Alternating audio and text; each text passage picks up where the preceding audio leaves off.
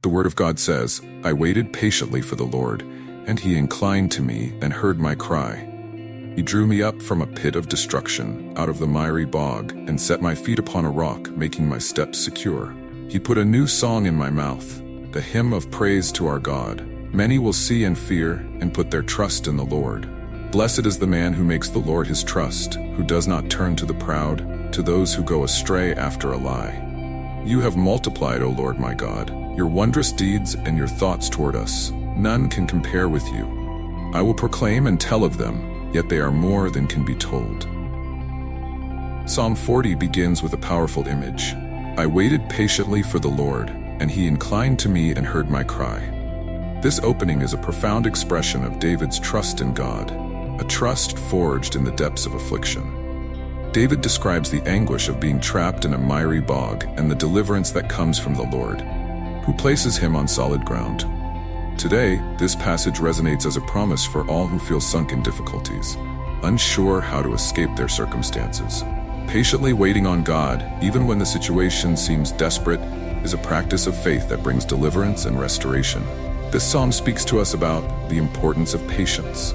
Often we rush to seek quick solutions, forgetting that God's timing is perfect. The act of waiting on the Lord is a testament of trust and faith.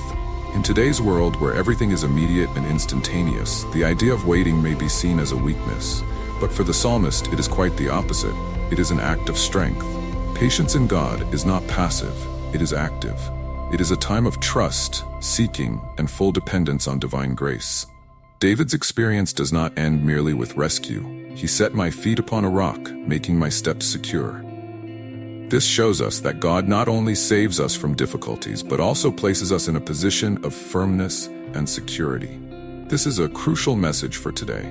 Often, people seek temporary solutions for deep problems, but the psalm teaches us that the Lord not only rescues us, He sets us on a solid foundation where our steps are secure and we can walk with confidence.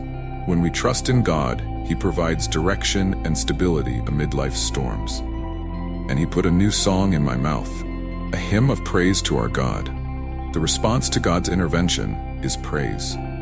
This new song is more than words, it is a transformation of the heart. David, after being rescued, expresses this internal change with worship. For us, this means that God's salvation in our lives should not go unnoticed or be treated as something common. We must respond with gratitude, with songs of praise that arise from a renewed perception of God's goodness and faithfulness. Moreover, David asserts that many will see and fear and put their trust in the Lord.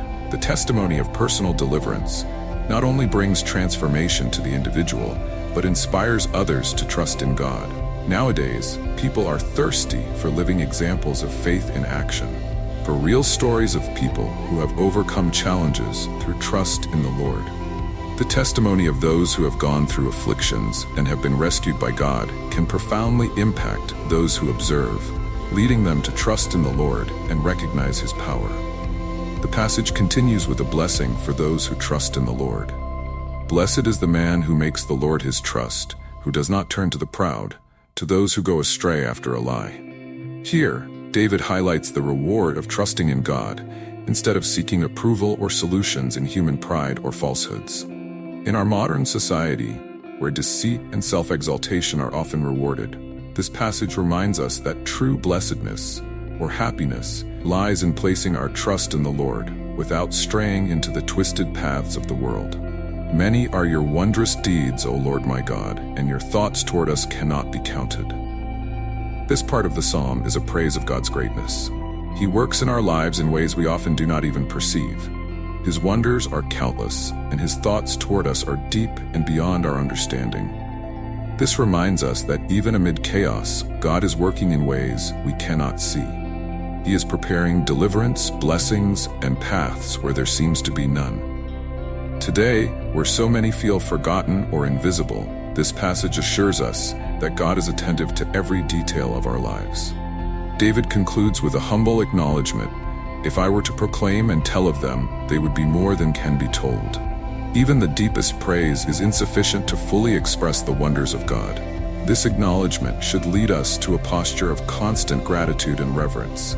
In today's world, where we often focus on difficulties and forget blessings, This verse challenges us to look at what God has already done and is doing, even when we may not always be able to see clearly.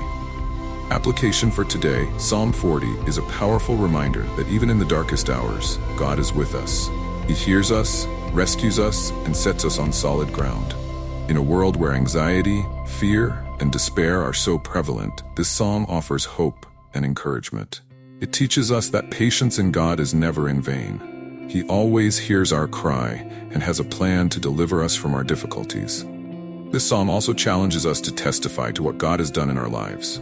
We live in a time when many seek answers in the wrong places. Sharing how God has rescued us and set our feet on the rock can be a beacon of hope for those who are lost. The world needs to see examples of living faith, and our stories of deliverance can inspire others to trust in the Lord.